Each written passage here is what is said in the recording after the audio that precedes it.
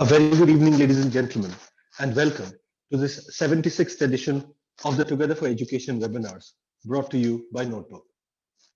It has been our place of pride and our proud privilege to play host to such fantastic educators over so many months. Last session, when we celebrated our 75th episode, the kind of joy and the pride we felt in this office, I cannot express to you in words.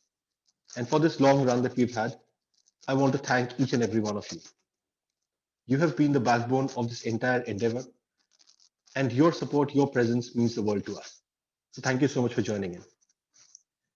So far, we have discussed a lot of issues ranging from the extremely curricular to the co-curricular to the extracurricular.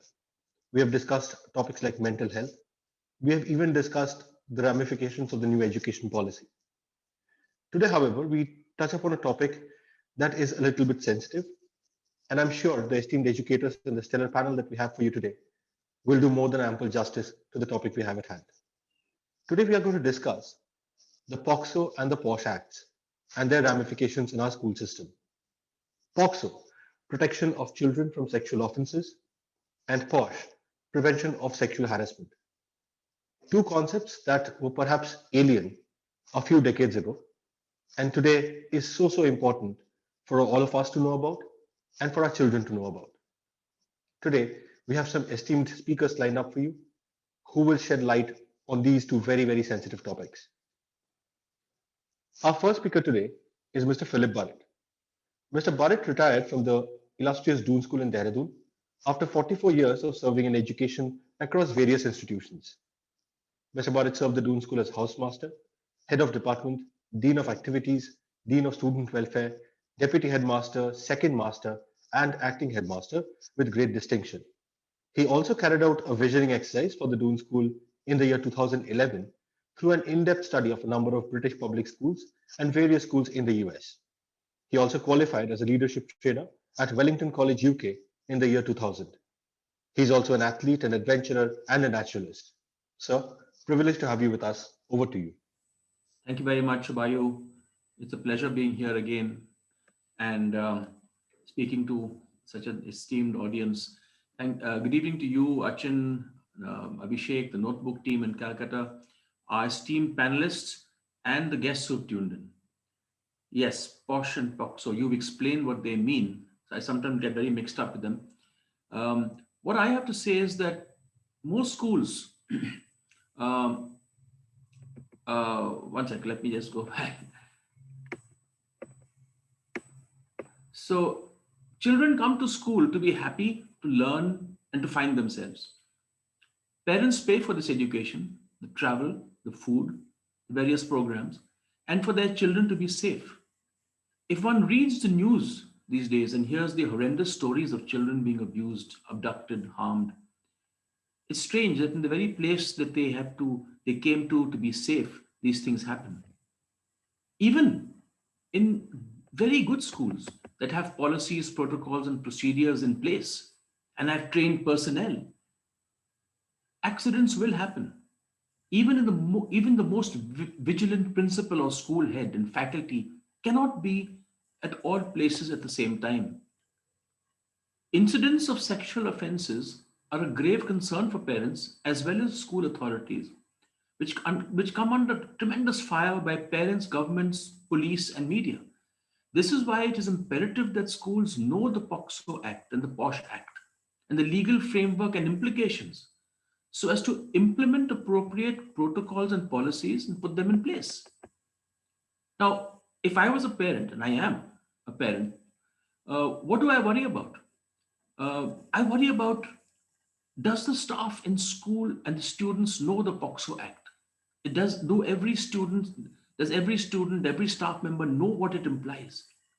Has the school carried out background checks on all new staff? Is the security at the gate? Have they been briefed, refreshed, and trained? What about the CC cameras? Have they been tested? How many of them are working? What about visitors to school? Are they screened? I think most schools have these things in order, but a good school I worked in, which had over 50 CC cameras, had not even 25% of them were in working condition, and they were not very clear. Now, today, schools are large spaces, play fields, playgrounds, facilities, so many places where people can get lost. And it takes one incident, one person, to bring years of a reputation built up by a school crashing down and have the police and press crawling all over school. Sometimes we forget that we live in strange and dangerous times where I think slavery of sorts still exists. Trafficking of women and children still being done. Cheap labor is still being carted secretly in cattle trucks to labor camps to work in inhuman conditions. We read about the plight of women in the world and the atrocities and harassment they face in the workplace. Women have always been exploited and continue to suffer more than any other group, whether it be famine, war, pestilence, floods. And this exploitation of women and children isn't only happening in slums and shanty towns and third world countries. Jeffrey Epstein and his cronies were from the elite sections of society, including royalty. And Harvey Weinstein, one of Hollywood's richest and best known producers, he was brought down to his knees by some brave women who screamed out, "Me too." Teachers and in most schools where women outnumber men need to keep their staff safe as well and avoid sexual exploitation. And things shouldn't be spoken about in whispers. The film industry, the fashion industry is full of stories where men exploit women in order to give them jobs. This happens in school as well. Most schools have or have had in the past some history of some sexual harassment or some child abuse issues, despite the best efforts by the management. Now, nobody wants these things to happen. And for this reason, the government has brought in these two laws to safeguard and handle cases. And ever since these laws came into being, the amount of reporting that has taken place has risen tremendously. From 2014, where they had about 8,000 reported cases, to a year later in 2015, there were almost 14,000 reported cases. Now, what does the POCSO Act state in brief? What is sexual abuse? Sexual abuse, exposure to pornography and rape don't only scar children physically, but leave an indelible scar on them psychologically, which may take years if they ever heal. Sexual abuse is defined as inappropriate sexual behavior with a child and involving a child in sexual activity that he or she doesn't fully comprehend and is unable to give informed consent to or violates the laws of social taboos of society. Now, to go on, the Act defines a minor as anyone below the age of 18.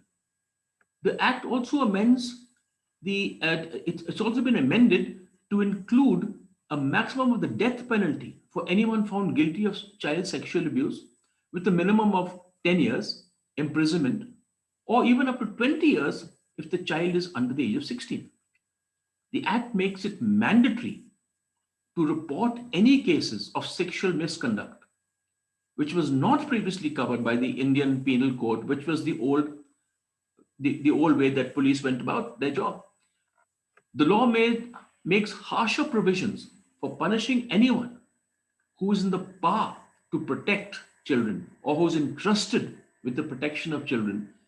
If these people are responsible, the offense is greatly punished. The law also laid down guidelines of reporting cases, including failure of reporting of false complaints. It also laid down procedures of how reports are to be taken from the victim to be used in court. Now, anyone having knowledge of an incident which has occurred or is being planned has to report this to the Special Juvenile Police Unit or the local police. Now, as I said earlier, this harsher punishment is meted out to people who have been entrusted with the safety of the children. Let's say school staff, for example. Now, the Act also counters child pornography and comes down very hard on people exploiting children for pornography. In brief, anyone in possession of any material involving a child who has failed to delete this material or failed to report it is going to be severely punished. Now, some of the salient features of the POCSO are: it is gender neutral, it takes reporting mandatory, it makes reporting mandatory. You cannot hide it. It also makes a reporting of sexual abuse mandatory. It has a list of all types of sexual offenses towards minors. A huge list is made up. And lastly, it provides for the protection of minors during the judicial proceedings. Now, in my view, the law has some shortcomings. Now, how can such a large number of cases be processed quickly? How can you expedite this? Because if you do not handle it quickly, it somehow loses its sting. Justice delayed is justice denied. Now, unless a system is thought of by which cases can be handled and sentenced quickly, it will affect the child and his family as he suffers and lingers on. Often these affected children go through much trauma and years of therapy is needed to heal them, only to be called up much later in court, which sort of churns up old memories and wounds. Now, the second thing is, what about the number of false cases that are reported in order to spite or take revenge on people? Teachers who might have failed students or heads that have not given admission. Sometimes they are falsely accused. Third is, any case of sexual abuse has to be handled carefully and with the view of protecting the child as much as it has to do with punishing the perpetrator. And taking statements from the abused and sensitive children who need to be counseled is not always in the best interest of the child. Now, school staff and heads know the child and the child's family better than the police and courts, and each case needs to be handled sensitively and not in the same way. There may be more damage done in exposing the victim by news reporters and the gossip columns in the community. Now, since a large percentage of people who abuse children are known to the child's family, it is often covered up by the child's family as pressure mounts on the family to hide the case, considering that there's a death verdict waiting that man or woman. Many school heads find it difficult to report a subordinate who has hitherto had a clean record and who has served the school faithfully, but has made one mistake. School heads would think twice before reporting, especially knowing that the media would be crawling all over school the next morning. And of course, it's a non-bailable offense. And the time gap between the offense occurring and the complaint being lodged is another gray area, in my view. Now, schools need to carry out a thorough investigation of what happened before they go to the authorities. And this time gap may be, it's not decided. Lastly, the law is vague about any consensual sexual activity. Now, we know that children are inquisitive at this age, teenage especially when it comes to areas of sexual experimentation. So what happens when two adolescents are sharing pornography or even are in physical contact? There's an age when children are going to experiment, ask the questions. And does a teacher, for example, take up a boy just because he's, teaching somebody something wrong? So these are gray areas regarding the POCSO Act, because sometimes I feel that the POCSO Act has been made by lawyers and legal people without the inputs of teachers and psychiatrists and therapists. I want to now turn my attention to the POSH Act of 2013. POCSO came out in 2012. And this is about sexual protecting women against sexual harassment in the workplace. Now, the aims of this law are to respect women's right to status, equality, and opportunity. And this law speaks of just three things: prevention of any sexual harassment, prohibition of any sexual harassment, and a manner of redressal. Now, there are three or four mandatory requirements by this law. It seeks to, as I said, protect women from sexual harassment. It is obligatory to provide a safe workplace for women. And some schools, I find that even the toilets for women teachers are put in some corner of the school. And the third thing is it, it works on building and enabling a good work environment. So there are three things. One is, how does the school prevent it? How does the school prohibit it? And how does the school help to redress it?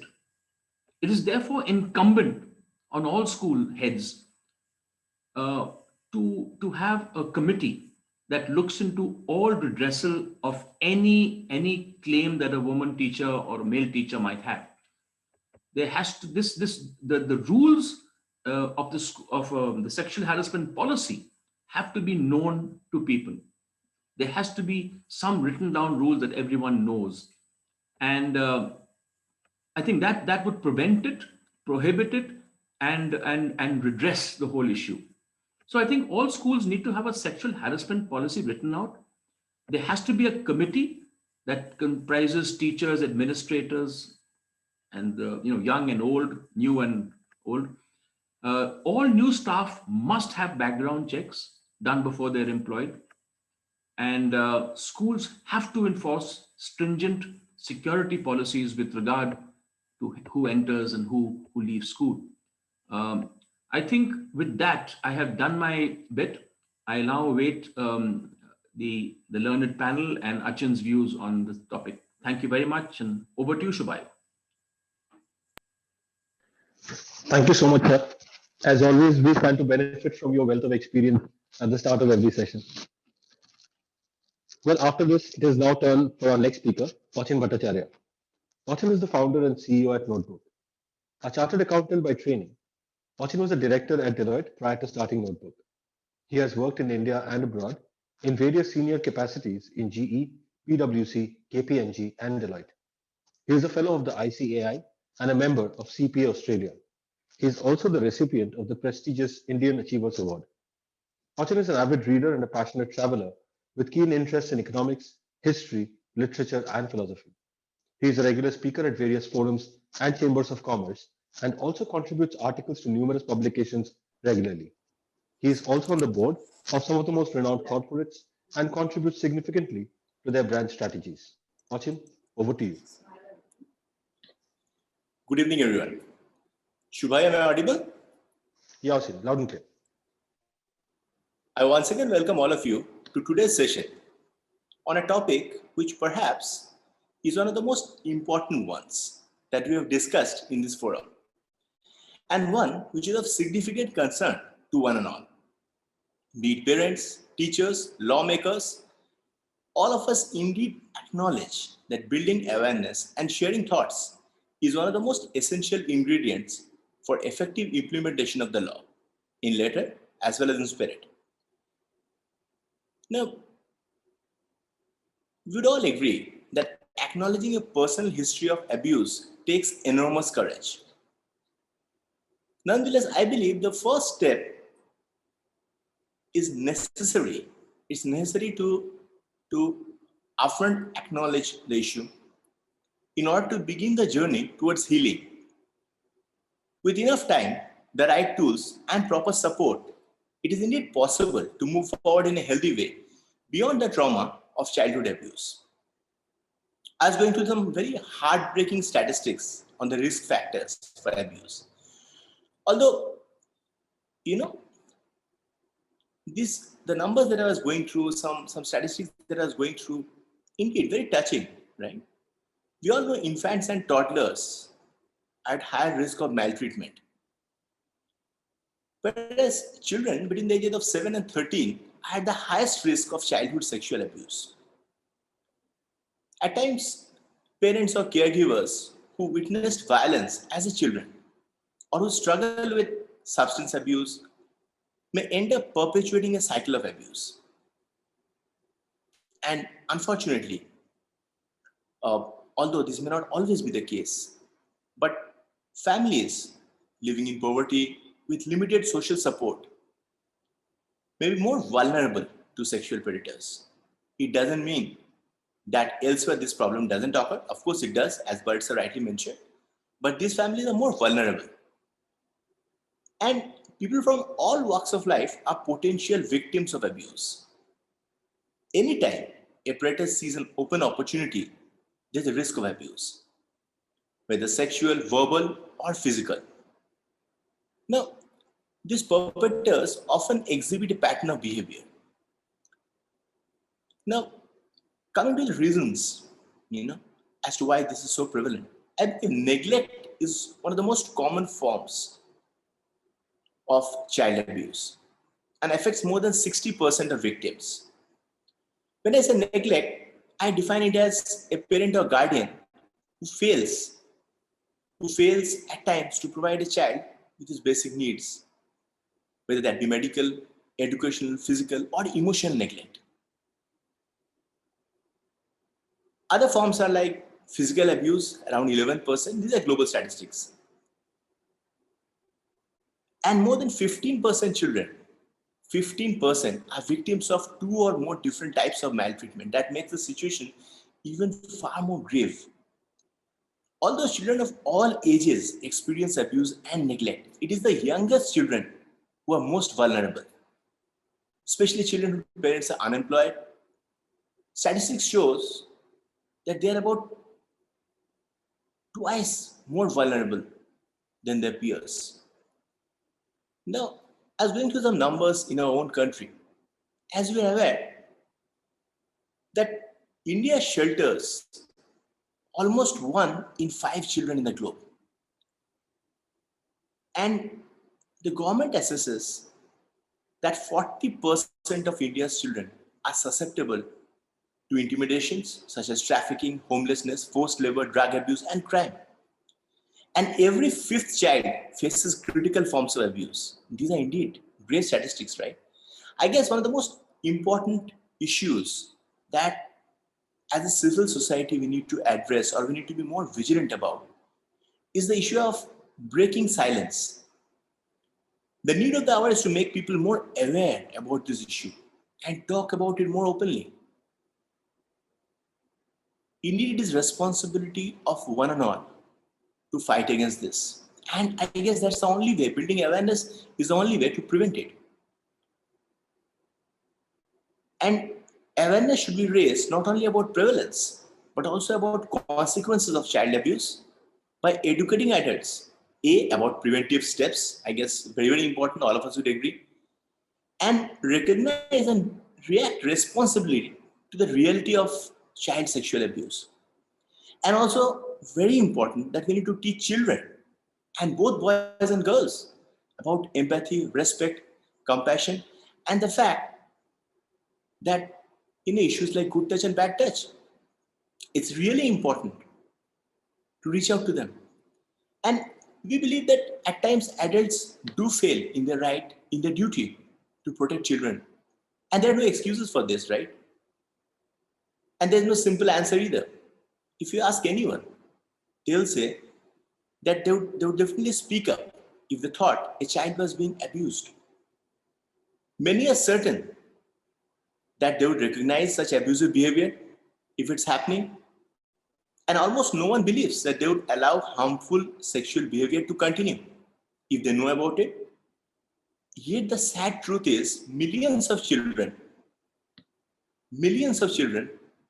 have unwanted or abusive sexual experiences. And I believe it's a matter of shame, not for the child, but for the entire society, for all of us, if indeed we do fail to prevent it or to protect them. Many of them believe that, and I guess at times what happens is, and it's very practical, an adult who has a duty to protect them if he or she fails for any reason whatsoever. At times, as far as the child is concerned, in his or her eyes, the person who fails to protect them are equally guilty as much as the abusive adult. Because that's where, they expect the maximum. That's why they expect a kind of protection and trust. Now, coming to the legal aspect, the POCSO Act, which was initially enacted in 2012, with the aim of providing a robust legal framework for protection of children from offenses of sexual assault, harassment, and pornography. And the aim was to safeguard the interest of children at every stage of the judicial process, which is equally important.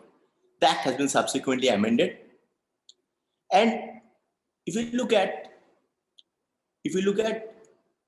rules which has come out in 2020, it indeed enables implementation of recent amendments to the Act, which provides for punishment of child abuse by making it far more stringent. Provisions like mandatory police verification of staff in schools, care homes, procedures about reporting sexual abuse, and imparting age-appropriate child right education are some of the very important provisions. Also, another very important aspect with regard to crackdown on child pornography, which I guess is one of the most heinous crimes. The rule states that any person who has received any such pornographic material involving a child or any information regarding such material, with regard to where it is stored, who possesses it, who is distributing it, who is circulating it, how it is being transmitted, someone who is facilitating the entire process, and how it is being displayed, distributed, needs to report the content to the Special Juvenile Police Unit or the Cybercrime Portal. Now that's a mandatory responsibility. And the report shall include all details of the device, which will help in prevention of the same. Under the rules, even state governments have been asked to formulate child protection policies. And the principle here is really important. The principle that has been pronounced is zero tolerance to violence against children. And I guess as a civil society, all of us would agree that that is the need of the hour, zero tolerance. Indeed, the central government and every state government has been entrusted with the responsibility of providing periodic training, including orientation program, workshops, refresher courses, to all persons, now whether regularly employed or contractual, who comes in contact with children, to sensitize them about child safety, protection, and educate them regarding responsibility under the Act. Also, state government and central government have been asked to prepare age-appropriate educational material and curriculum for children and inform them about personal safety, including measures to protect the physical and virtual identity and to safeguard not only them physically, but more importantly, also equally important, safeguard them emotionally and mentally. Now, these are some very important aspects of the Act. Now, orientation program and intensive courses needs to be organized and is being organized. As we discussed, trainings and workshop for all stakeholders, including police personnel, forensic experts, to build capabilities in order to train them with regard to their respective role on a more regular basis. And under the new rules, any institution which houses children or comes in regular contact with children, including schools, creches, sports, academics. So I'll say this Act is far more encompassing. However, See, as far as the law is concerned, I'll say the intent is completely in place, but the implementation of the law, I guess, is a responsibility of every member of the civil society to come forward and ensure that something as heinous as this, we all need to come up and ensure that we put our best foot forward in this regard. So this was with regard to POCSO. Now coming to the other aspect, POSH. Now I believe as far as POCSO is concerned, it's a vast topic. I've only tried to highlight some aspects with regard to the law and with regard to the fact that there needs to be the kind of awareness that we need to build in society. Apart from this, I'm sure there are many other important aspects, especially the more practical aspects with regard to what's happening. And I'm sure we have a very esteemed panel today who I'm sure will deliberate on these aspects. Now coming to the other topic of the day, POSH. Now, I believe long bygone are the days when men used to be sole breadwinners of family. We all know that given the current need of the hour, with larger influx of women in mainstream workforce, and that's true in all spheres of life, right? Sexual harassment at workplace has assumed great dimensions. The kind of gender discrimination which violates a woman's fundamental rights. Now, rights like right to equality, right to life, which have been guaranteed under the Constitution. If you look at Articles 14, 15, or 21 of the Indian Constitution. So these are basic fundamental rights which are being violated. Now, any harassment of this kind, A, leads to insecurity, and B, a kind of hostile working environment in which naturally a woman's ability to perform, to deliver in today's competing world also takes a beating. Now, apart from interfering with their performance at work, it also affects a women's social and economic growth, and undoubtedly puts them through huge physical and emotional suffering. Now, coming to the legislation part of it, as Bert also mentioned, this particular act, which came in the year 2013, but if we take a look at it and try to understand the background, where did this come from? How did this entire thing start? As far as the objective is concerned, we are very clear. The objective is to, prevent and protect women against any kind of workplace sexual harassment and to ensure effective redressal of complaints of sexual harassment. So the aim of the state statute, if you look at the aim, irrespective of age or employment status, is safe, secure, and dignified working environment. And a working environment which is free from all forms of harassment. And I'm sure that's what all of us would advocate for. Now, first time that workplace sexual harassment in India came to the limelight, was being discussed actively, was when first time this was recognized by the Apex Court of India, Supreme Court of India, in its landmark judgment of Vishakha versus State of Rajasthan.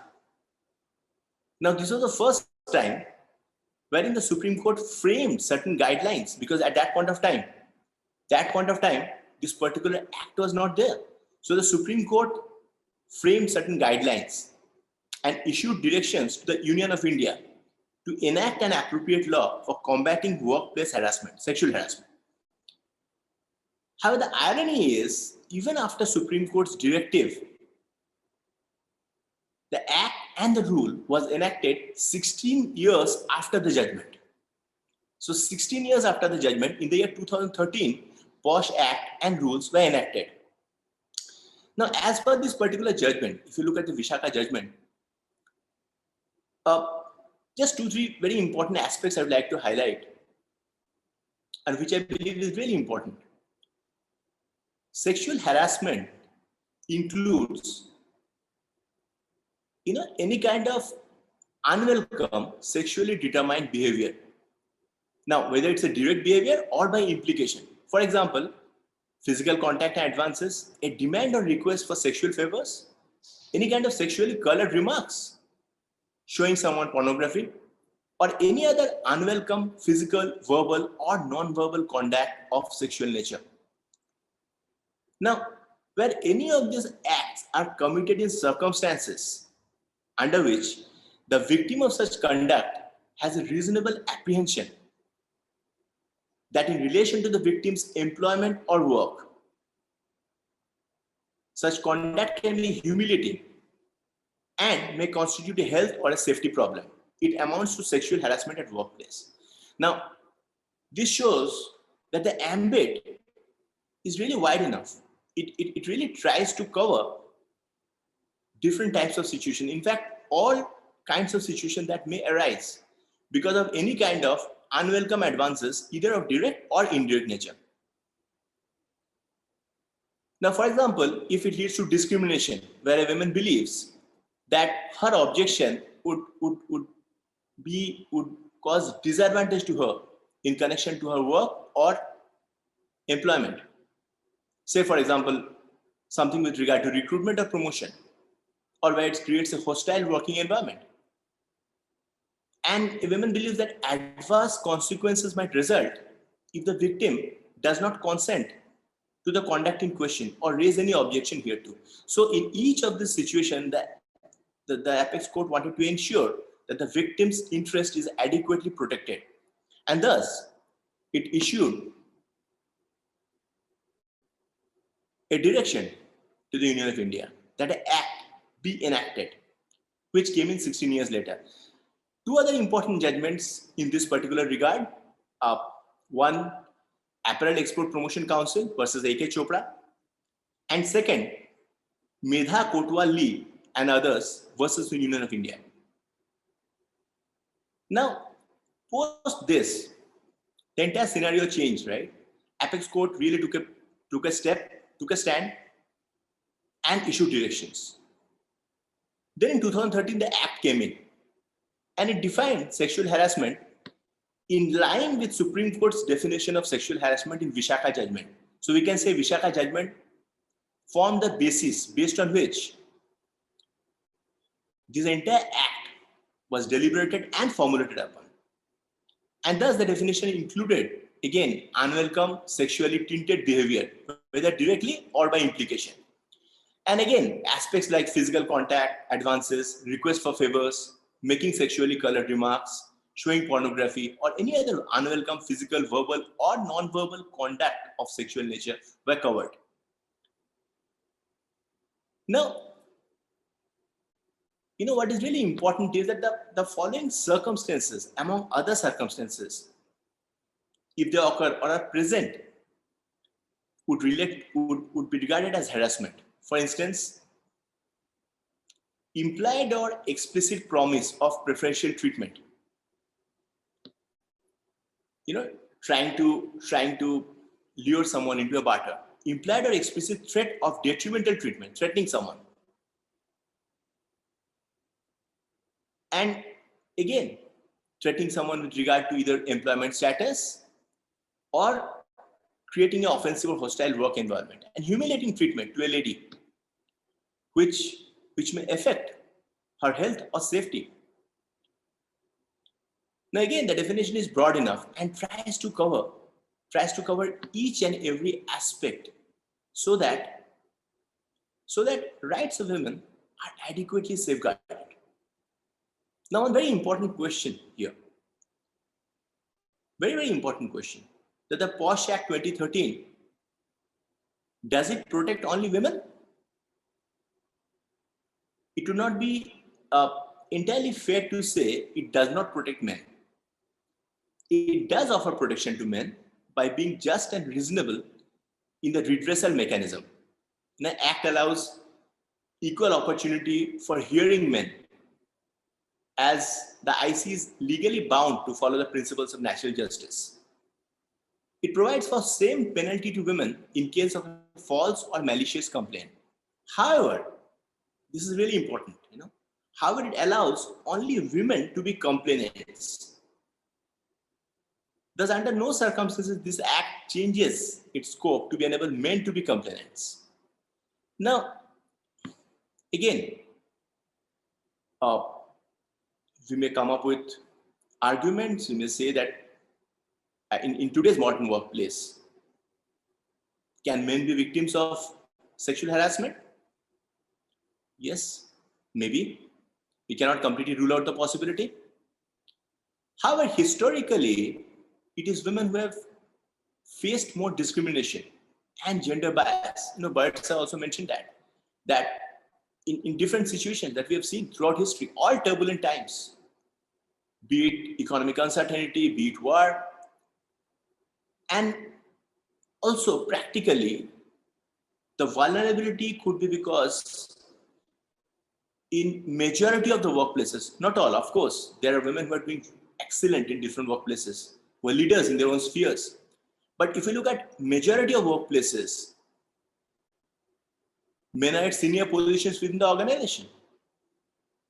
Considering the fact that being a patriarchal society, men were occupying positions of power when women started joining the workforce. Being late entrants, definitely it takes time. However, this is one aspect that I wanted to highlight. However, if you look at the need of the hour, even I guess men or even transgender employees need to be offered the same protection as women. There are mechanisms in place, but not under this particular act. In corporate India, for instance, male and transgender employees file their sexual harassment complaints with disciplinary committees within the corporate. Now, these are some important aspects that I wanted to highlight in this with regard to this very sensitive topic for the day. We have a very experienced panel today, a student panel, and I look forward to the deliberation on this very important topic. I thank all of you for giving me a patient hearing. Over to you, Shubham. Thank you, Austin. Thank you for that wonderful presentation. As Austin mentioned, we do have a stellar panel lined up for you. However, before the panel discussion, I'll just take a couple of minutes to talk to you about Notebook.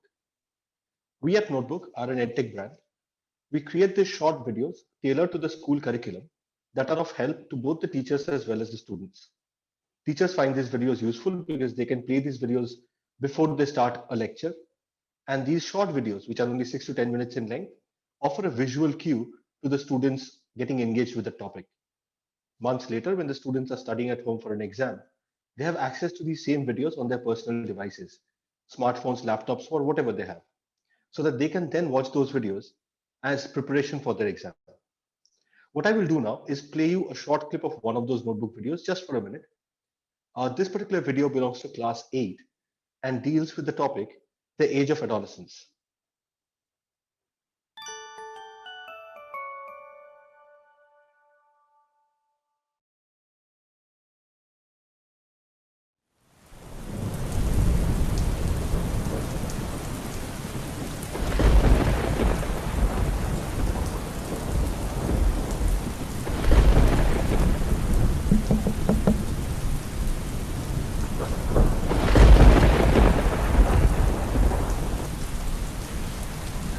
Who are you?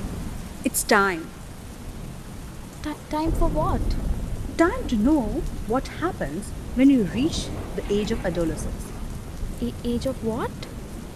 Is your stomach paining and you feel weird? Yes. Then keep quiet and listen to me.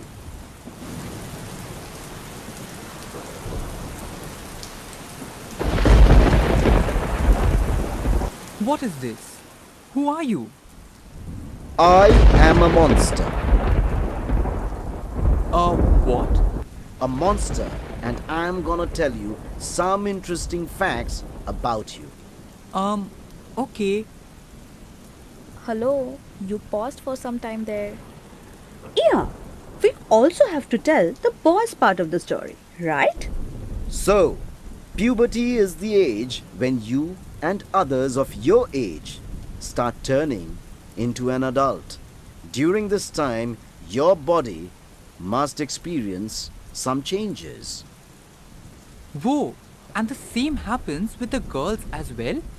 Yes, you will also see changes in yourself, like you will grow a beard and a mustache. Your shoulders will become broader. Your weight will increase. You'll grow hair in your armpits, chests, pubic regions. Your voice will become deeper. That, ladies and gentlemen, was a short clip of one of those notebook videos that I was talking about. More than 10,000 such videos cover the entire CBSE curriculum right from classes 1 to 12. And I would urge all of you to visit our website, www.notebook.school, and have a look. Well, and with that out of the way, it is now time to introduce to you the stellar panel that we have lined up for you. We have Madam Asha Sharma, who holds a BA Honours in Political Science, a BA and MA in Political Science, and MA in History, all from Delhi University, and a Diploma in Journalism from Rajendra Prasad Institute of Mass Communication, Bharatiya Vidya Bhavan. She also graduated from Principals Training Center, USA, in International School Leadership, with specialization in instructional supervision, creating and administering an effective school, leadership in group dynamics, curriculum leadership in the international school. She has rendered over 40 years of service in the field of education as a teacher and an administrator. She is currently the principal of Indian Learners Own Academy, Kuwait, since 1st September 2010.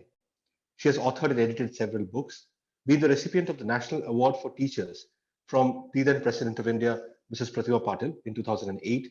She has received the CBSE National Award for being the best mentor in 2014 from the then HR Minister, Mrs. Smriti Irani. Ma'am, thank you so much for joining. Privileged to have you with us. We also have Neela Rani, ma'am, who has over 30 years of experience. She's been a special educator, a teacher trainer, and a counselor, and is currently working as the counselor at the Global Edge School in Hyderabad. Ma'am, thank you so much for joining. We also have with us Dr. Suhana Syed Burhan, who is the counselor at Al Ain Junior School in Abu Dhabi. Dr. Burhan holds a doctorate in education and is a school counselor licensed under Abu Dhabi Education Council. Ma'am, thank you so much for making the time and being with us today. I will stop the share now, switch on my camera so that we can start the discussion. Thank you so much.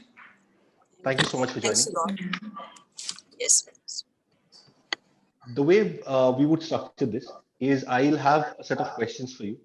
We will, as Yes. most speakers have done before, we will start with the POXO and then move to the POSH. I think the previous speakers have spoken at length about the legal side of it.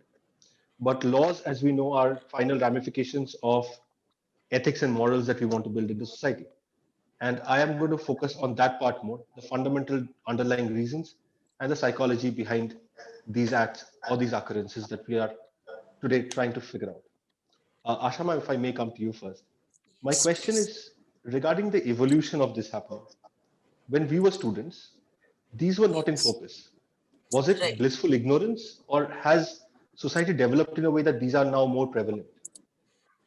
Actually, it has gone along with the education when it is made available to maximum people, when especially women came into the field and people became conscious of their rights.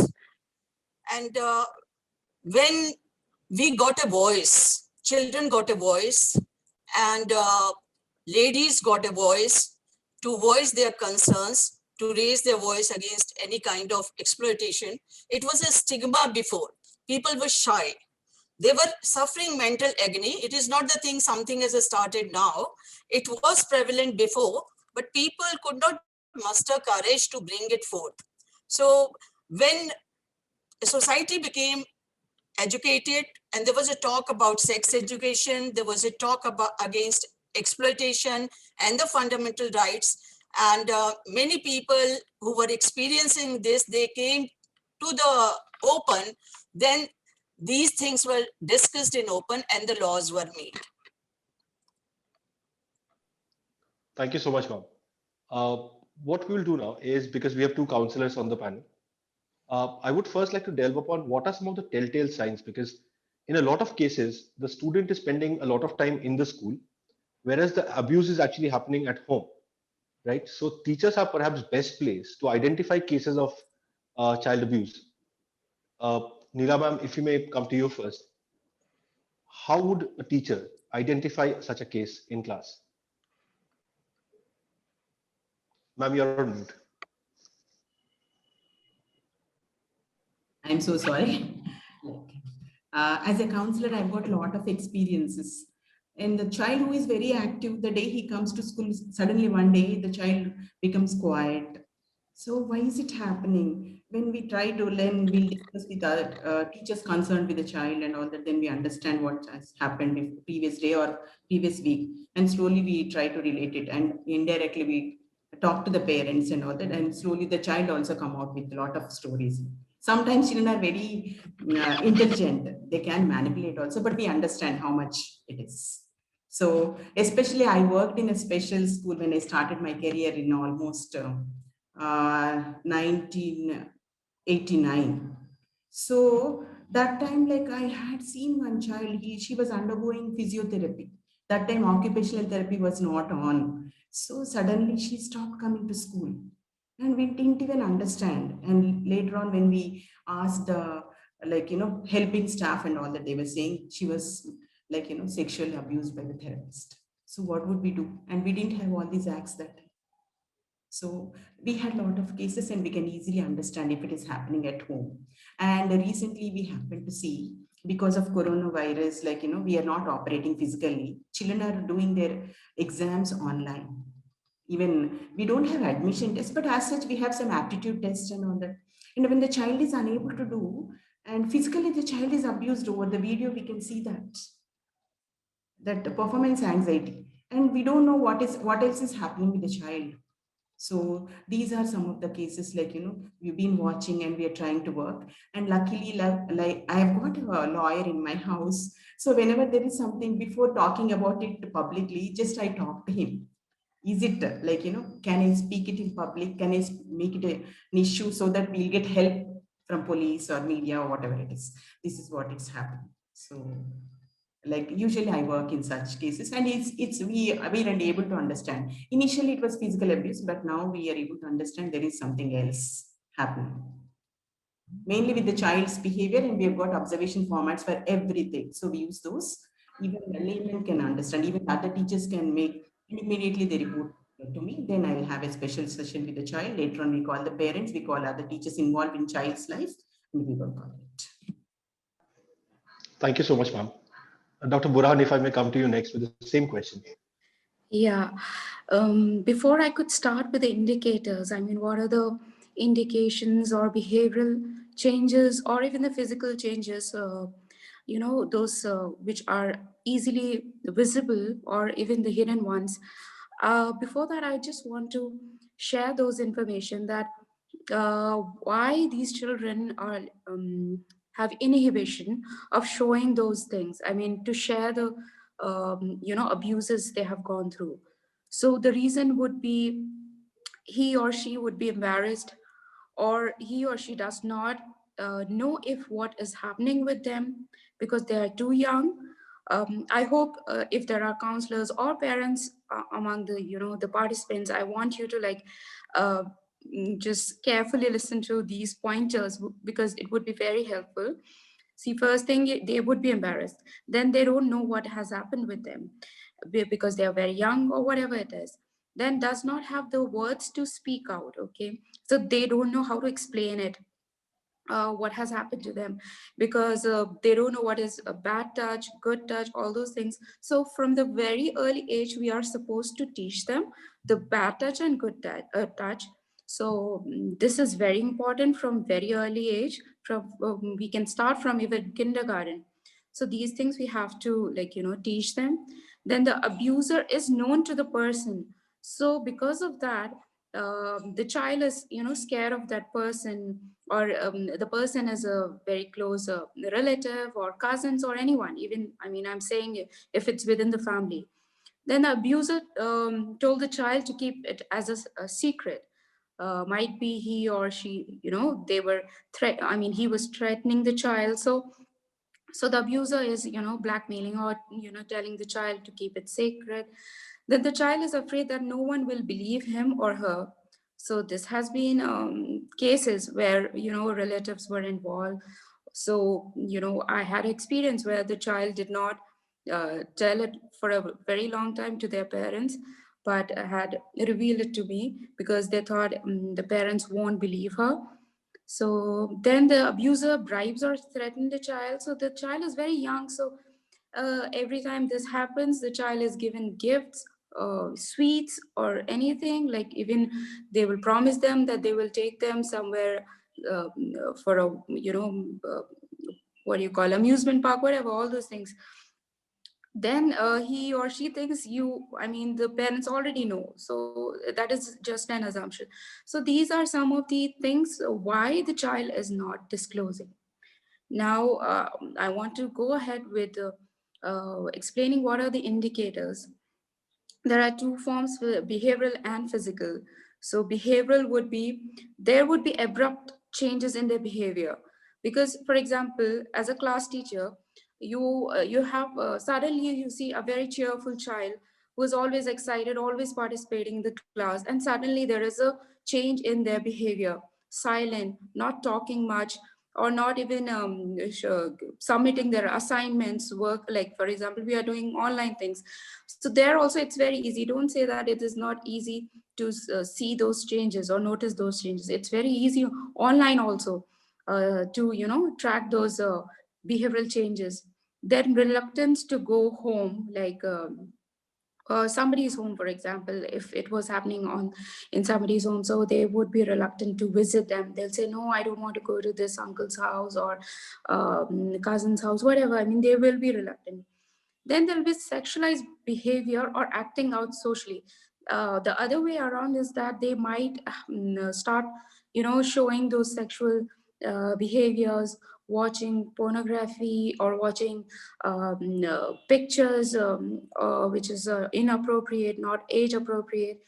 So they might indulge on those things also. Then they'll have low self-esteem. They won't talk.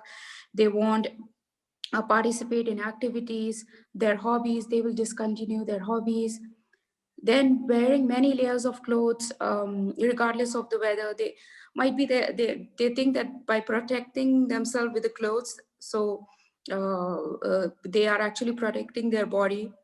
Then they might have those physiological changes, like, for example, the insomnia. They won't be able to sleep. Their sleep pattern changes. They might have that bedwet, like they are scared of dark. Those things might change.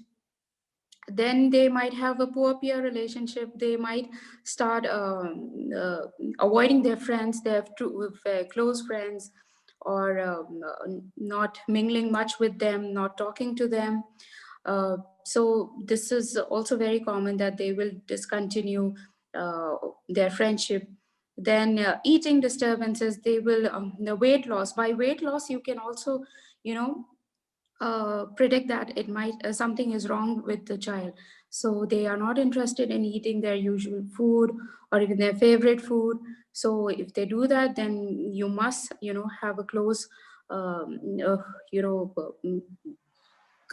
focus on the child's behavior. Then negative coping skill, they're always fighting with you, arguing, or they may get dependent on substance abuse, start smoking, or drug, will be addicted to certain drugs. So they'll show tantrums anywhere in the mall, anywhere you go. They will show tantrums, aggressive behavior towards you, your family relatives or guests coming over. Then, of course, they will show poor social skills and academic skills, performances. So these are, some of the behavioral indicators. And then if we talk about some of the physical indicators, it can be STD, so sexually transmitted disease. So you have to, if it's the girl, then you have to take them to gynecologists, medical help you have to go get immediately. Pregnancy is there, complaints of pain or itching in the genital area. So you have to be, getting doctor's help for that also. Then difficulty in walking or sitting.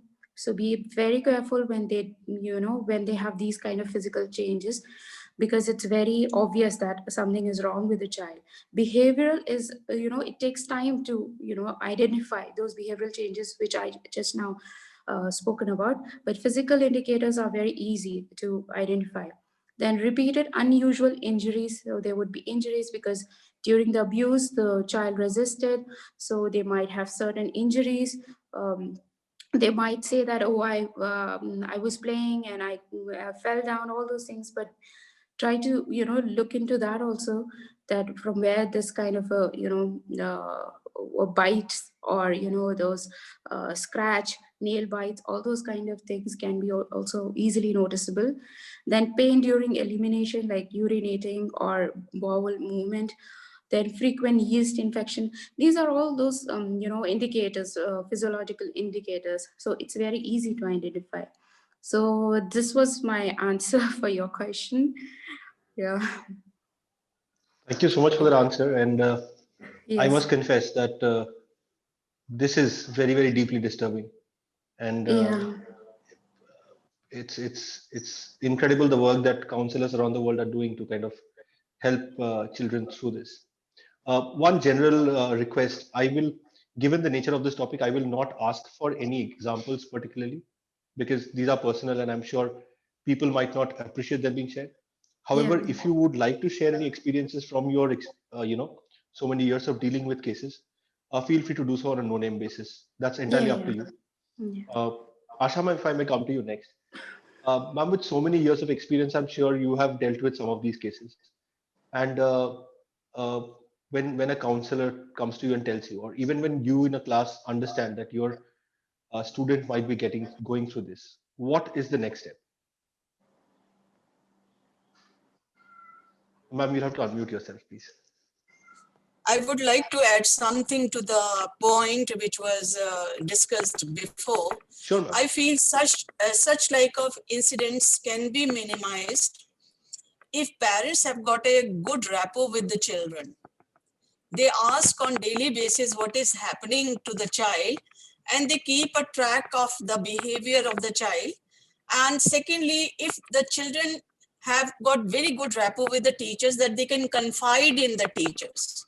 This should be someone to look up to and to confess or to share the feelings of the children. If that is there, then I think the problem can be nipped in the bud itself.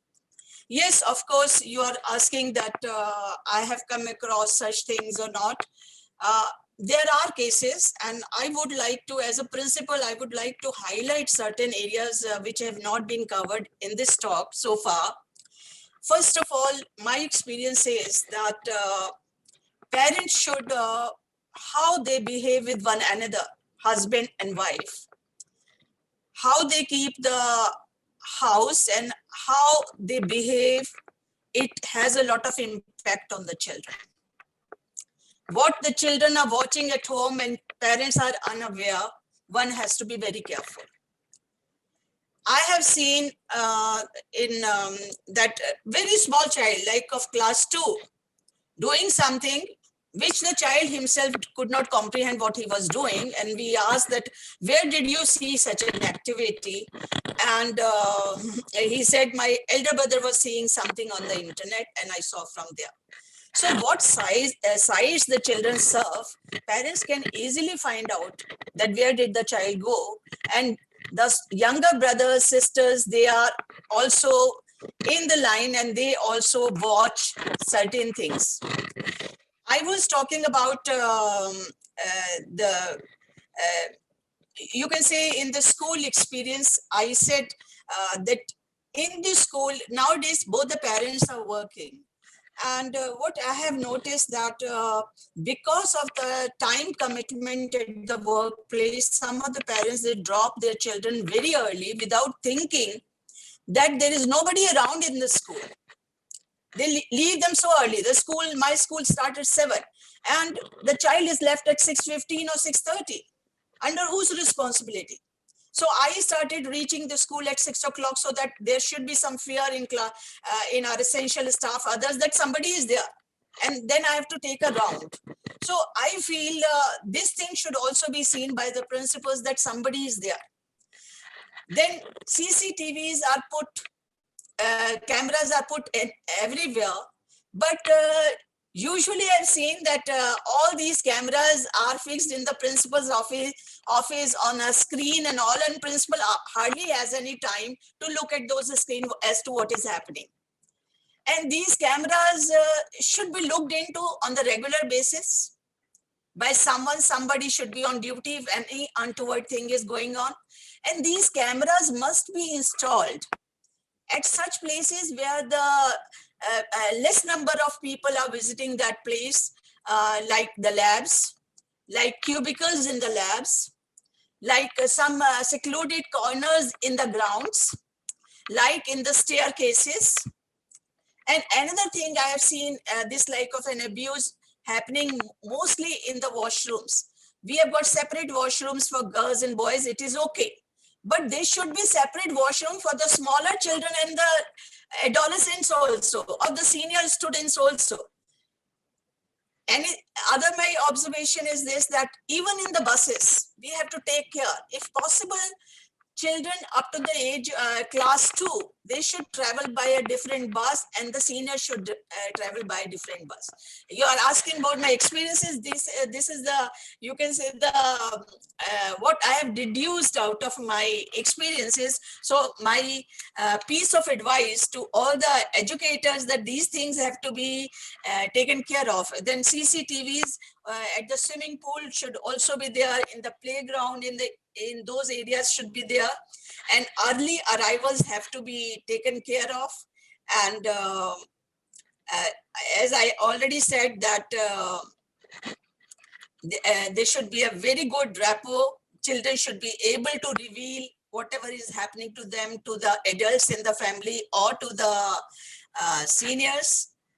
And another very strange thing is this, that people who visit the school, they should make an entry somewhere and their identity should be checked. Where are they going? Somebody should go along with them. What are they doing? Somebody should see them. It is very important, because they might be the parent of one child. What are they doing to the other child? We do not know. Thirdly, when we induct any staff, essential staff, office staff, teachers, we should have full history of the person. And if we are taking any essential staff, then it should be after the police verification. We should have the full detail, so the person feels that, yes, people know, and my background, everybody knows. And girls should be taught about the self-defense also, that if any such thing happens, how to yell, how to scream. And as rightly pointed out by Neela Rani ji, that good touch and bad touch, we show to the children of LKG, UKG, 1 and 2. And recently our school performed in, they made a movie on good touch and bad touch, and all the, you can see, senior children participated, and they acted as if they are teaching the smaller ones. And this movie got the first prize because it was so well done. And it is just awareness that you have to spread among the students, which is very important. Then some children are, in spite of your best efforts, some children do not come forward. They're very scared to share.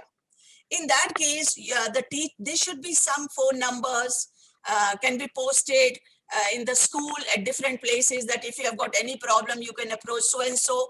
Some children do not want to share. Maybe one fine day with an anonymous call, somebody reveals something. It means scope should be there in the school. And I think by and large, these are the things which are coming to my mind.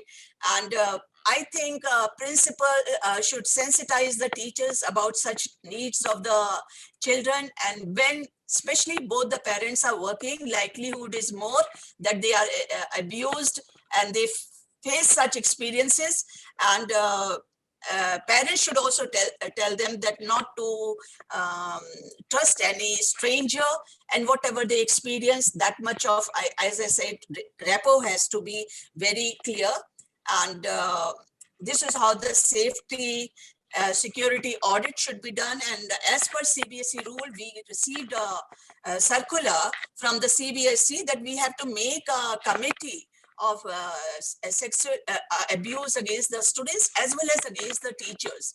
And we have to submit this committee report and the structure of the committee to CBSE at the time of affiliation, at the time of extinction of affiliation. And if CBSE comes to know that something has happened in the school and the head of the school is trying to cover up the incident and is protecting the defaulter, whosoever has committed the crime, then CBSE can lift the affiliation also from that school. So the measures are very stringent, and a lot of conscious effort is going on, and I hope it will bring good fruits. Already we are aware, when my school is doing so much to make the children aware, I think other schools might also be doing a lot in this direction.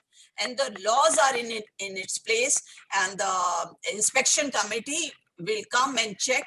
And when this committee has been made, not only the female, one male teacher, one female teacher, counselors, head of the school, management person, vice principal of the school, everybody is the member of this committee, and we have to meet once in 3 months time, and we have to make a report, any such thing happened or not, just to make us aware that to keep scrutinizing any such incident is there. Yes, these incidents do happen. Sometimes we come to know, sometimes it is very late, sometimes the abuse it at home, and it is very difficult to talk to the parents about it. At times, I have called one of those parents who is not involved, and to apprise the other partner so that she can talk to the other person. Like that, so many things come to the fore. And yes, it is a very difficult area to deal with. One has to be very cautious, and one should have a number of advisors.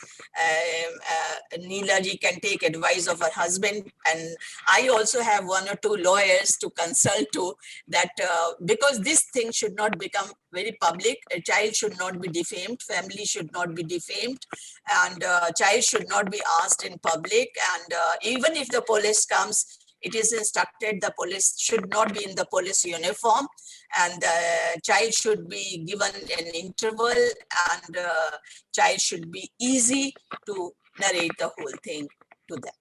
So this is all what I have to say, Mrs. Subhranshu. Thank you so much, ma'am. Just a quick question, because we have 3 different countries here. India does not have a sexual offenders register, right? We don't have a publicly available registry of known sexual offenders, something that the US has implemented quite a long time back. In Kuwait and in Abu Dhabi, UAE, do you have anything of this sort? Is there a registry available of sexual offenders? Actually, even if it is there, I'm not aware.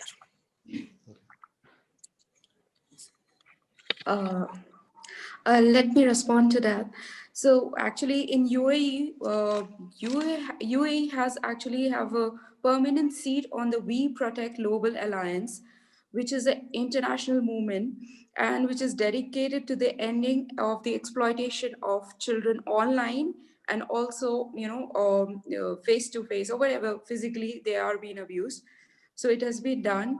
And this is a group of international law enforcement agency. They are working on that to combat the sexual harassment online. Because of the COVID-19, they have come up with this initiative.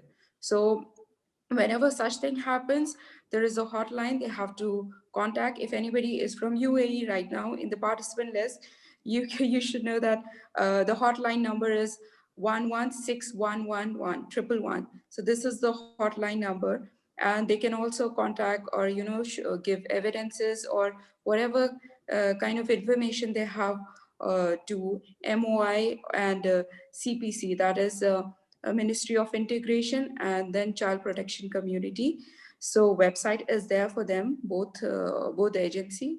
They can contact through these medium, through hotline numbers or email. Thank you so much, ma'am. What the US does is, if you are known as a sexual offender, if you've been indicted for some sexually motivated crime at some point, the police department essentially keeps a track of you, and if you're moving, because people who tend to get indicted for a sexual offense tend to move cities, and when they move to the next town or the next city, the system still tracks them. And if you're living in a particular zip code or a pin code, like we say in India, you can search your pin code and it will tell you that these people around you have had a history of some sexual misdemeanor, right? That you should ask your children to stay away from, right? I think it's a very very important thing. That's something we should have in every society, given the nature of the frequency that we're talking about. Neela ma'am, if I may come to you next. Just a hypothetical situation, right? You are in class, you are strongly suspecting that a particular child has been the subject of some abuse, right? The child is too scared or too embarrassed to be forthcoming about it. You therefore invite the parent for a conversation. Now the parent is also, in a way, a suspect, right? Now, how do you handle this situation? Where does the parent's role lie in this? Or how do you identify if the parent that you're talking to is actually the one that you should be talking to? Actually, we make a lot of observations of the child in the classroom, and we try to compare with the child's previous behavior. And slowly we go on working with the parents. Initially, directly, we won't call the parents. We go on talking to the parents and we ask what has happened in the previous week or the particular previous day or whatever it is. And we like understand what are the circumstances which are leading to the child's behavior. And slowly we call the parents and we become mediators, and the parents go on talking more and more. And when we mediate in such a way that the parents can open up, and suddenly we can catch them when they come up with certain things. So that is the way, and it won't happen in a day or two. It takes some sessions. The child, we take information from the child, from the parents, and all that. Then when they come up with, and we also maintain through mails and through telephonic conversations and video calls. So that way, we catch up the keywords where then we try to analyze on that. And definitely at one point the parent starts crying, because definitely it happened in many cases, and they come up with their story, whatever has happened. So we keep that in confidence and we start working with the therapists. So it happens only through conversations and we won't even reveal the principal, especially when we are dealing with parents directly. We won't even talk to the principal or other teachers. So when they get that confidence, they come up, they open up. And in spite of that, if they're not, then definitely we have legal procedures in place when the child is that. We record that. We do that. All right, ma'am. Thank you. That is one. I'm clearly the ignorant one here, which is why I will keep asking these questions. So feel free to correct me whenever I'm going wrong. And as she was talking about helpline and all, we also have child helpline here. So this time by April 8th only, we had around 92,000 calls on child helpline that children are abused or violence. It's not only sexual abuse, but otherwise also. In that we have cases of sexual abuse also. So throughout the day and night, government was working on it. Many social workers and child psychiatrists, child psychologists, many people panel, they were working on it during this corona time. Really, they're doing very good job. And we heard many cases and children getting into depression. At this age, where is the need for the child to get into depression? It's not only sexual abuse, but it's also part of it. So we have seen suddenly children go, as she has mentioned, we see there is a drastic change in the child's behavior. That is what. And one more thing, as schools, we are talking about safe touch, unsafe touch, good touch, bad touch. It depends on the class and all that. If they're very small, we say good touch and bad touch. And we have a lot of videos and dramas, as ma'am mentioned. And also as the child, classes go up, we use different terminology. Every year it happens. So children say, ma'am, last year you taught us, again this year. So what we do, we get a lot of resource people.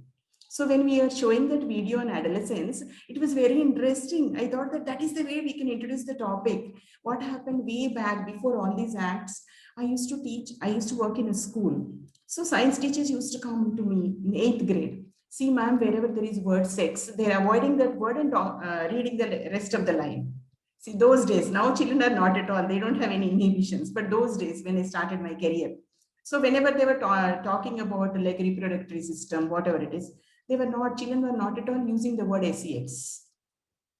So it, like I could have recorded it by then, but I didn't. I never recorded. I never thought that we have to talk like this now. So then I had to sensitize them. I had to talk to them, and the next batch they started using them. So teachers were comfortable, and they were only dealing with that chapter in science. So this is the way we had to work with the children. So and CBS, like we have got a lot of NGOs coming up and working with our schools also. So what I tell them, please reach the school underprivileged, where underprivileged children are studying. Our schools, we can get information anyway, or we can get many people to talk to our children, and especially parents are quite educated. So children tell in nursery and PP1, we ask, my mommy told it's not good touch, it's bad touch, they tell. But whereas other children and parents won't even have that, and they leave the children at home and they go for work and all. So always we encourage, if there are any voluntary organizations, we are encouraging them to approach the places where the street schools are running, or Anganwadis and other places. So this is the way like we are trying to work on it, and government is also taking proper, but how many children, how many schools they can reach? This is the way, this is the scenario now. And we've got a lot of organizations in Delhi where they're conducting programs for teachers every year. In our schools also, along with in-service teacher training programs, this is also one-day program, one especially on this child abuse, sexual abuse and other things. So as ma'am has mentioned, we schools are taking measures of CCTVs, and they are keeping, nowadays they're keeping one person exclusively for watching the monitor. So they don't mind spending. So that way the safety is ensured. So, and when the safety is ensured, naturally the schools work really well. This is the way we are working. And if you have any other question, you can ask me. Thank you so much, ma'am.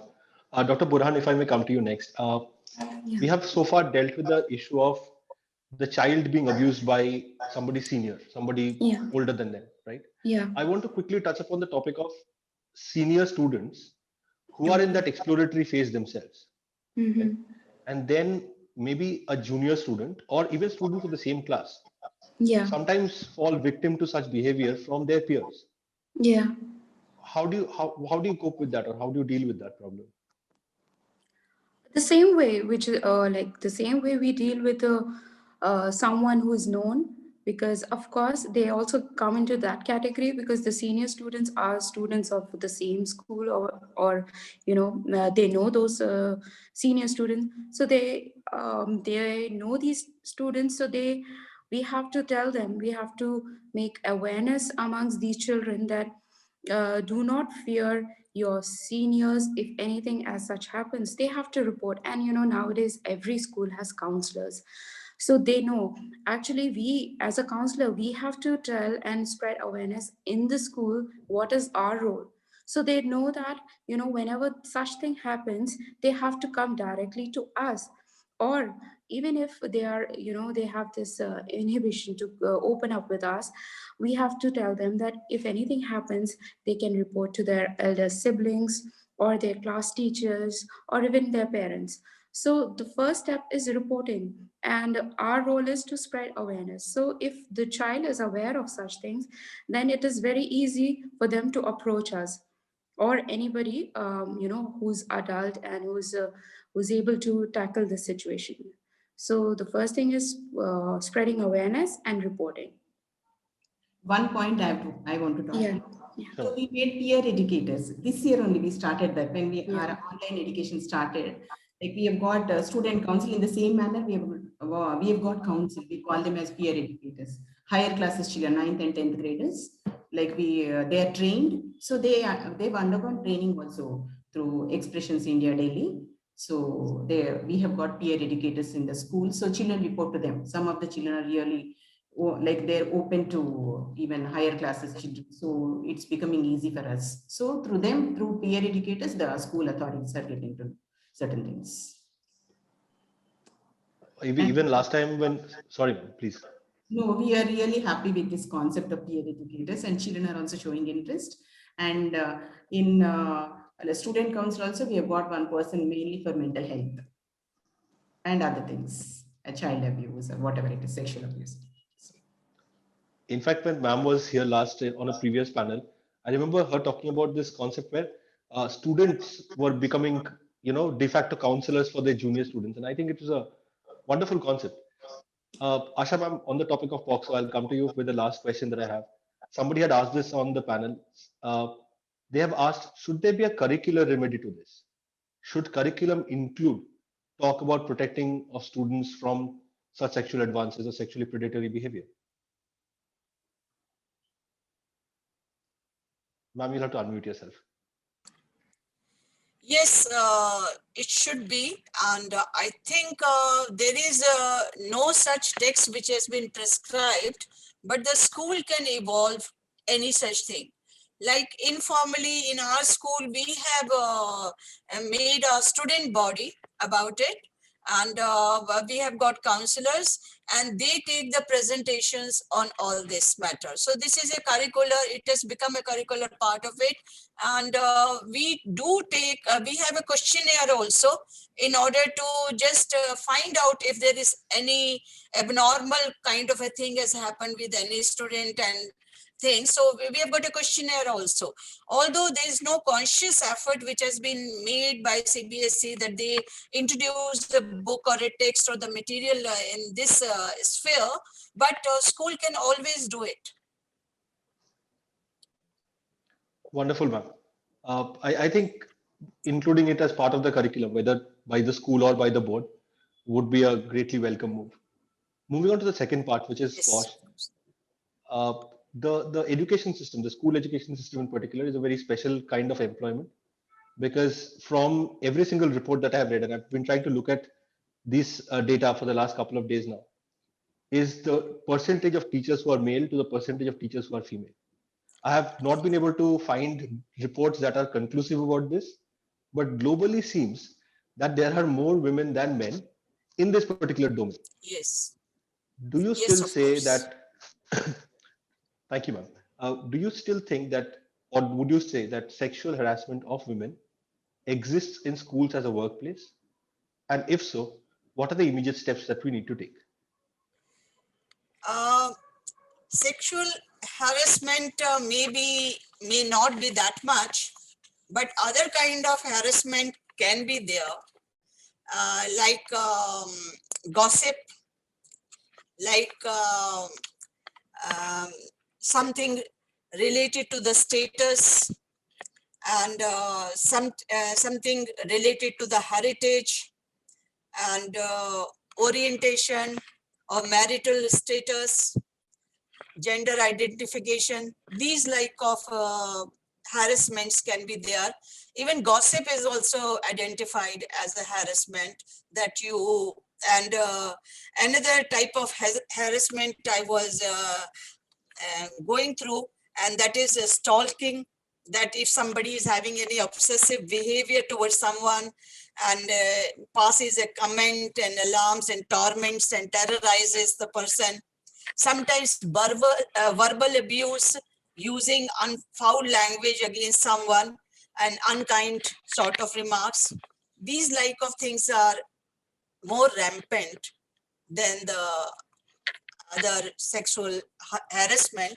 Yes, of course, these like of harassments are also there when the person who is harassing is on superior seat and is in authority and makes a misuse of the power. Thank you, ma'am. Neela ma'am, if I may come to you with the same question. Ma'am, you'll have to unmute yourself. Yeah, as ma'am says, that is the same thing. Like usually in schools, because always they are under scrutiny all the time. Now, thanks to CCTVs, it's really rare, I can say. But still, like they should have. Always we have code of conduct letter to us when we join. So definitely, if somebody reports that something is violated, definitely they are like removed from the job. So with that scare, I think it's not happening. But still, like as I say, always I'm worried about rural areas where this kind of auditing is not there. So we have to think of some strategy to work on this. Thank you so much, ma'am. Dr. Burhan, the same question. This is pretty much my last lap. Yeah. I guess because I'm in UAE, basically, if you talk about this thing in regards to any kind of sexual harassment or advances, UAE law is very strict towards this. So we hardly, we have experienced anything as such. Nothing. I mean, in my experience, nothing as far as I know. Well, that's great to hear. Yeah. If a country has We laws, are safe, actually. We are in a safe hand. Yeah. well, here's wishing that everybody, every teacher out Yeah. here who's part of this panel Yeah. can say the same thing, that they feel safe, and Yeah. that every student that they deal with also feels safe in the environment that they belong to. Well, this has been a fantastic discussion. Thank you so much for contributing. Uh, I knew we were tackling a very sensitive topic. I was half the time scared of things I will say that will end up with my foot in my mouth. I hope I've not done that. If I have, I apologize to everybody here. Achin, you have a fairly large bit to thank for, so I'll leave this to you now. Over to you. Yeah, Shubha, I guess very important topic and very sensitive topic that we discussed today, and some great deliberation by esteemed panel. And there's no doubt about it that topics like this, in fact, today, when I was hearing from one of panel members, there's no doubt about it that the need of the hour is more frequent discussion on topics like this, not only in our platform, but I guess in various forums. Now, Bharat sir, thank you so much for giving us a great start and for highlighting some very important aspects with regard to both the legislations. Well, thank you indeed. Dr. Burhan really highlighted some very important issues, especially with regard to the fact that, small children, the kind of inhibitions or issues they face, whether with regard to being shy, experiencing shock, the fact that they can't explain what's happening to them. And these are indeed real practical issues that all of us would agree that we live with. Yeah. So I completely agree with you that the need of the hour is to make children more aware.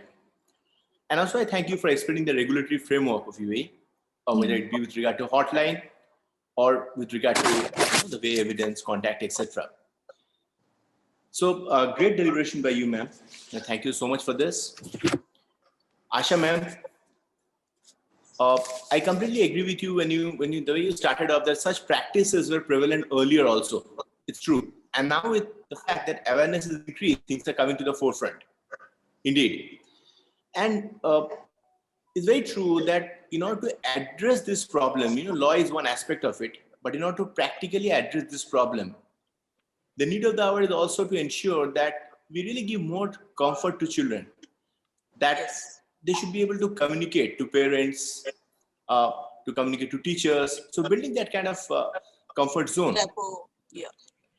The rapport. I think that is really important, so that they get the courage to speak up, something that Dr. Burhan has also highlighted. And I completely agree on that. Role of principal is something, ma'am, that you highlighted, which really is important, not only in terms of sensitizing teachers, but also sensitizing parents, especially when both parents are working in today's nuclear families. And this is a reality that all of us live with. And thank you for highlighting the importance of safety and security audit. Maintaining confidentiality, ma'am, what you spoke of, I guess, is another very important and sensitive topic. Unless until we really maintain confidentiality, the fact that we want more people to come up, to speak, to highlight issues, which will really help us to prevent future recurrences. So I'm completely with you on that. I also thank you for your take on the other aspect of our session today with regard to POSH. Yes, I agree with you that even gossip, whether on aspects like marital status, gender, and abusing somebody either verbally or through conduct or misuse of power is something that anyone who's a part of the civil society will never agree with. So I think, thank you so much, ma'am, for highlighting these aspects. And we really thank you for your time. Neela Rani, ma'am, I think some very important aspects you highlighted. To start with, I think one thing that you started with, the need to monitor behavior, to identify issues. I think you really went a step further when you said that. So even if children, they do not come up, or even if issues are not coming to the forefront, the role of esteemed educators, the role of parents even, closely monitoring them and identifying if somebody is unusually quiet or any kind of distinct difference in terms of behavior over a period of time, to identify them and to work and to identify issues. Also, working closely with parents and understanding circumstances. No doubt about it that these are very, very important aspects that you highlighted. And also, I think with regard to today's session, there's no doubt about it that what I said, that many such sessions need to be organized at various levels. And I'm sure our esteemed educators who are part of this forum are doing a great job in this regard in terms of sensitizing teachers, parents, etc. And that's the only way in which we can spread the good word. And coming to helpline numbers, yes, long back in June 1996, Childline India, a toll-free number 1098. 1098 was started long back in June 1996, initially as a project by Jeru Bilimoria.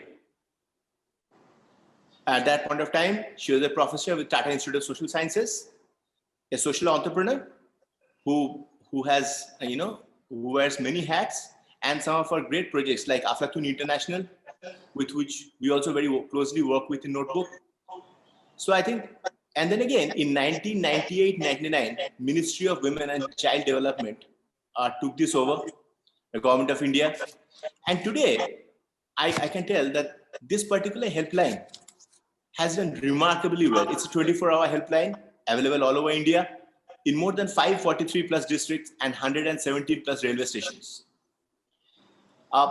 One very important aspect, I was recently going through some literature. I think some key aspect that has been identified, and even UNICEF has spoken in this regard, the role of frontline workers, Anganwadis, because as Neelarni ma'am was also speaking about rural India, so it's not only about cities, it's not only about urban areas, but also about rural areas. So the role of frontline workers, Anganwadis, caregivers, and equally important, I guess, role of both parents, including fathers, who have a huge responsibility in this regard. So I think we really had a great session.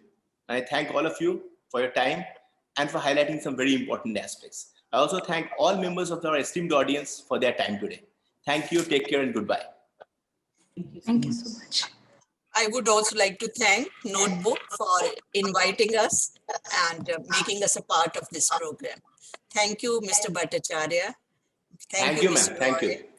Thank you. Thank you, Mr. Bharat. Thank you. Thank you. It was a great learning. Thank you, Neelarni ma'am. Thank you, Dr. Budhan. Thank you so much. Okay. Our pleasure. Thank you. Take care.